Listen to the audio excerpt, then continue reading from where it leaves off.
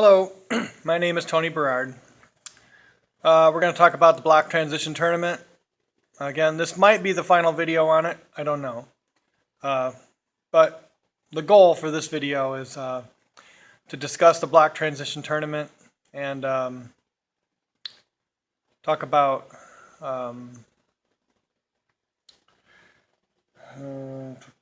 what is it?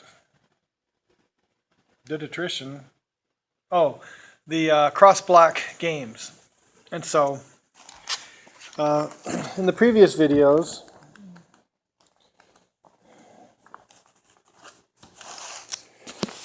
we talked about the two seedings, the even distribution method and the power concentration method. Most of the time we use the even distribution method.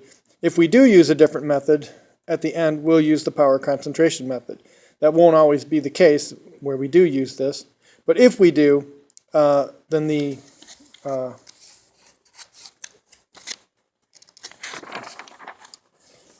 player swap rule is in effect, where if two players in two different blocks are in different blocks, and they have the player in the lower block gets a P0 score that exceeds the player in the upper block's P0 score, then those two players will swap. And if they switch again, then they'll go back to what they were. But if they don't switch again, then the player in the lower block will stay in the upper block. All right. So in the first video, we talked about those two different seedings. I talked about the path of least resistance for the primary player. The primary player will play the weakest player in the block first. Then in the next round, we'll play the next weaker player. And then in the final round, play the strongest player. So that way the primary player gets the path of least resistance. Whatever else happens happens, because the rest of the games are forced. If one plays 10, then the only other two players in the block is 4 and 7. They must play in round 1. Then one plays 7, then the only other two players is 4 and 10. So it's all forced like that. Then you go through this even distribution seedings for as many phases as you had planned out in the tournament. But then the final phase, generally, you'll do a power concentration seeding, which is all the big power in the upper block, the next power in the next lower block, and so on. And and here's where you have the player swap rule. If, say, number 5 beats number 8, and number 1 loses to number 4, then number 5 might get a higher P0 score than number 1. So number 5 and number 1 would switch places. So number 5 might still be lower than, say, number 2 if number 2 won that game, but number 5 will take number 1's spot in the block and take over number 1's games. So number 5 may or may not win the tournament, but at least number 5 switches blocks like that. Okay. So then we talked about the migrating block. I talked about the fair coin, where you flip a coin twice. Heads, tails is going to be called heads. Tails, heads will be called tails. And you throw out any heads, heads, or tails, tails. Those don't even count. You just keep flipping the coin until you get two different outcomes. And then if it's heads, tails, then we'll be calling that a heads. If it's tails, heads, then we'll call that a tail. And that will determine players that need, like if one plays 12, if one has had more times as white than 12 has, 12 will automatically get white. If 12 has had more times than as white than number 1, then number 1 will automatically get white. But if they're tied, then we use this fair coin to determine which player gets white. All right, so that is a brief review of that. And the migrating block, observe it's on the bottom here, then it's on the third one, then the second one, then the top one, but that's still not 1 versus 2. Number 1 has to play number 8 first for 3 times, and then the power concentration method, because this is still the even distribution method. So then there's a power concentration method. All right, and then you do the rank by points, P0 score, G score, and that will determine the final rankings. P0 score is, by the time the end of the tournament comes, the P0 scores are refined enough to where they will break all ties.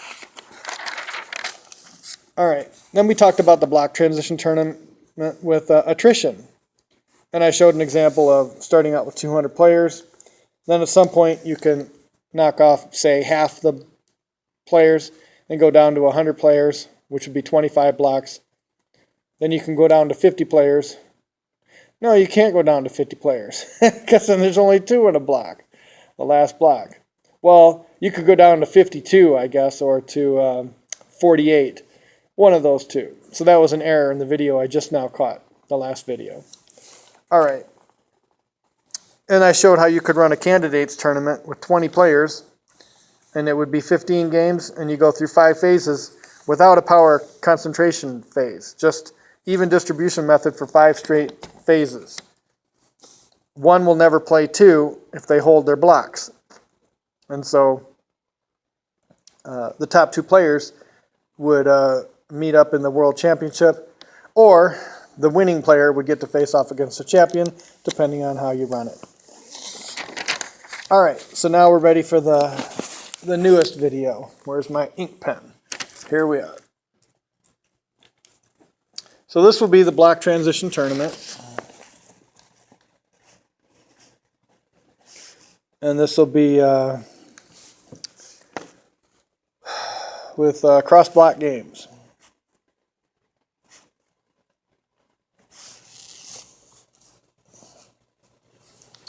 All right, so we need an odd number of sides. The easiest thing going would be a triangle. So we'll put a triangle here and a triangle here. For the sake of simplicity, we'll just say 6 players are in our tournament. So 1, 2, 3, 4, 5, 6. So this is the even distribution method. And I did this strategically so that 1 could play 2, and I don't have a connecting bar like this or something. So 1 plays 2, then obviously 3 would play 5, and 4 would play 6. And so that would be round 1. Round 2,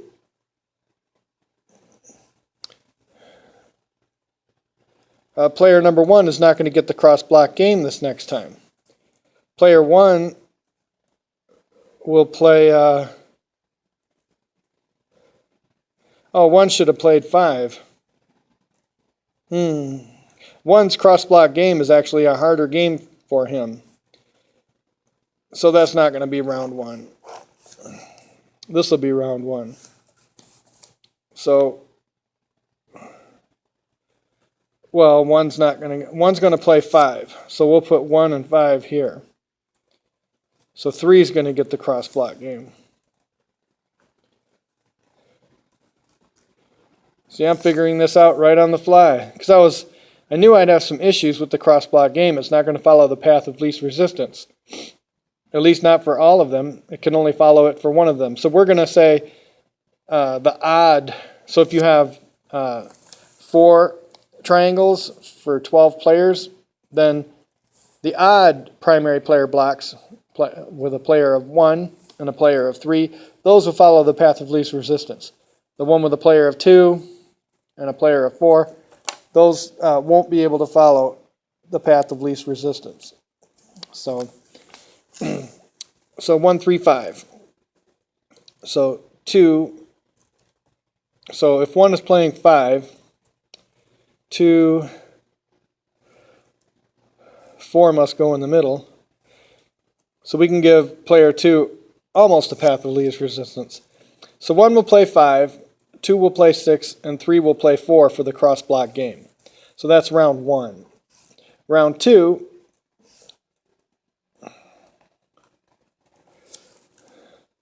trying to draw these triangles, looking through the camera, it's not so easy. All right, so the next harder game would be 1 playing 3. So 1 and 3, so that means 5 has to go in the middle, which means 6 goes in the middle here. And this will be 2 playing 4. So 1 plays 3, 2 plays 4, and 5 plays 6 for round 2. Round 3,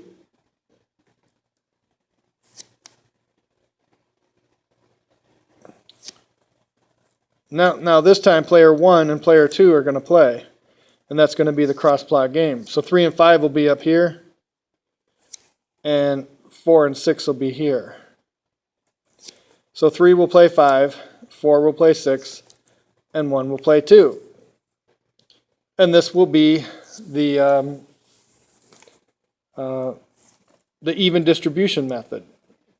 And so you would run that as many times as you want. And then for your power concentration method, for your final phase, you would have the following. After you re-rank, and then you would reseed. So, 1, 2, and 3 are going to be here. So this will be 4, 5, and 6. So 1 gets the easiest game. So 1 has to play 4. So 2 will play 3, and 5 will play 6. So this will be round 1 of the power concentration phase. This will be round 2 of the power concentration phase. I hadn't figured this out before. Or I think I had, but I didn't get it right. I'm getting it right now, though. So 1 had the cross-block game. So the next easier opponent for 1 would be 3. So that means 2 goes here. If 2 goes there, that's the middle one. So 5 will go here. And 4 and 6 will go here. So 1 will play 3, 4 will play 6, and 2 will play 5. And that will be round 2. Then round 3 will look like this. So 1 has to play 2 next. So here's our big final round. 1 plays 2 at the end. That means 3 and 6 will play, and 4 will play 5. So there's for all the marbles. 1 plays 2, 3 plays 6, and 4 plays 5. And that's round 3 of your power concentration phase. And so, you still get 1 playing 2 at the end. So this would be this is 3 games for each of these. So if you run 3 of these, that would be 9 games, and this would be 10, 11, 12 games for a power concentration phase. So that'd be a good tournament with 6 players, 12 games. And you could run this with a migrating block, a 2 block here, or you could even have a migrating 4 block with 10 players. Because 3 games would go on between the 2 triangles, and 3 games would go on with the 4 block. So that would work as well. So you could have a 10-player tournament, and you could have this migrating 4 block. And then in your final power concentration phase, the 4 block would be up top. So, this is this kind of tournament, this block transition tournament, is a very, very powerful kind of tournament. It can replace all current tournament forms in the world today. It's just simply amazing. You can have the benefits of a knockout tournament where people go home half at a time or something, or even a third at a time, whatever it works out to be. You can have some kind of cut in the blocks, and then those that stick around, just go in the blocks that are left. And, and the benefit of that is that you don't get your powerful players getting knocked out in early rounds like you do in a knockout tournament. By playing at least 2 phases, that's 6 games, that gives your strong players enough time to recover, and they can hang around in the tournament. Even then, sometimes they won't, but it'll be a lot better than what it is now. It just, a knockout tournament is just really I mean, it's good for the public, which is why they stick around, but it's, as far as a rating system goes, if you want to keep accurate tabs on the players and really measure their strength, a knockout tournament is not good. If I'd only ran knockout tournaments, the rating system would be bust. You just couldn't. The rating system would have too much trouble trying to keep track of the players. You need to have tournament designs that allow for the players to play at their ratings, or at least to be able to, for the rating system to get a bead on their ratings. Otherwise, you just have chaos and pandemonium, which the public can like that, I guess. But so that's, I guess that's all I'll say for the block transition tournament for now. I might do another video later on, maybe a week or two from now, to complete this series,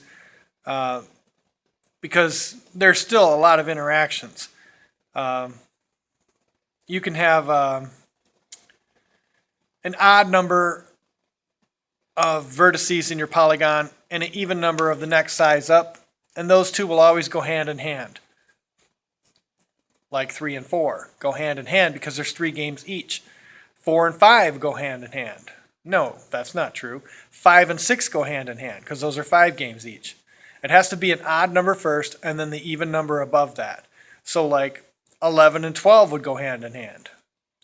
And generally, you wouldn't want to use the higher vertice things unless you have a fast time control. Like if you're playing blitz games, and you've got a lot of people, then you can use, an 11 and 12, with a migrating block. You could even have attrition with it too, keep the migrating block. Whenever the migrating block moves up, that anything below that is attrition. So always the bottom block is the 2 block. It's just crazy, but you could do that. So I might have another video, going into some nuts and bolts about all that stuff. But this block transition tournament, it's very powerful. Very powerful. It's, it's equal, really, to one of my games, Well, one I have right here is Fighting Checkers, an upgrade to checkers and international droughts, invented by Tony Berard.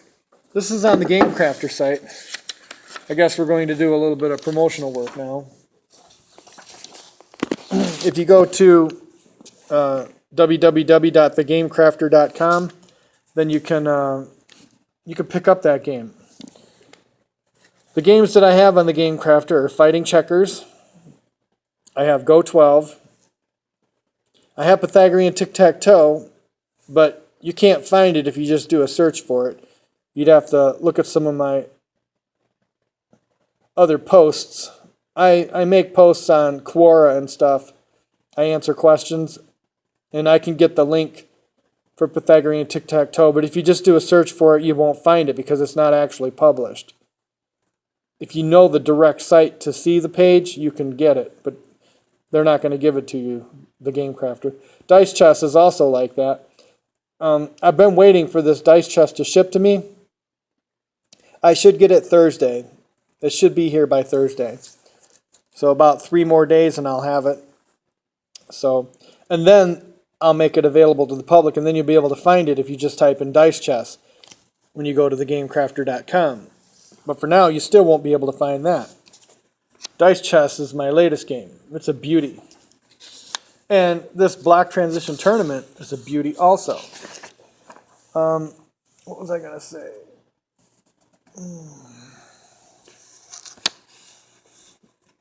Oh, yes. On the Fireside Chat, I only briefly mentioned the new rating system and the block transition tournament. I've only mentioned that in my Fireside Chat videos. I made quite a few of those so far.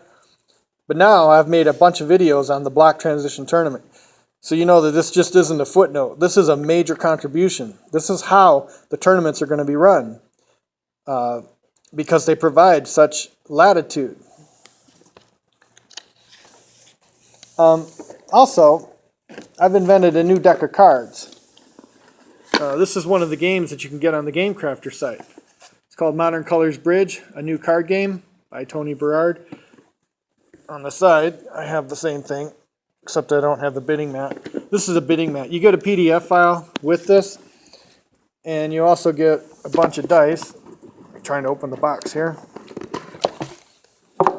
So you get 4 dice of each color, 4 yellows, 4 greens, 4 purples, 4 reds, 4 blues, and you get 1 white die. So there's 6 colors, red, orange, yellow, blue, green, purple, and the 1 white die. And these are the bidding mats. You get 6 of these. And so I have a PDF file on this Modern Colors Bridge, a new card game by Tony Berard. And basically you can play bridge with this new deck of cards. But I think it's a better designed game than the regular bridge game. But I have that right here, Modern Colors Bridge. So these are the serious multiplayer 2-player games.